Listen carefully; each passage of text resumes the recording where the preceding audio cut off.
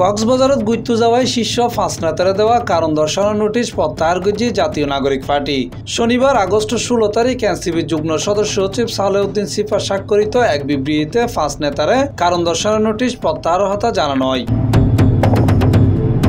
বিবৃতিতে হওয়ায় গত 6 আগস্ট জাতীয় নাগরিক পার্টি এনসিপির উত্তরাঞ্চলের মুখ্য সংগঠক সার্জিস আলম, দক্ষিণাঞ্চলের মুখ্য সংগঠক হাসনাত আবদুল্লাহ, মুখ্য সমন্বয়ক নাসিরউদ্দিন পাটোয়ারি, সিনিয়র যুগ্ম সদস্য সচিব তাসনিম জারা, যুগ্ম আহ্বায়ক কালাস সাইফুল্লাহর প্রতি পৃথক 5 কারণ দর্শানোর নোটিশ প্রেরণ করা হয়। তারা ব্যাকুনি দপ্তর মারফত আহ্বায়ক ও সদস্য সচিব বরাবর নোটিশত জবাব প্রদান করছে।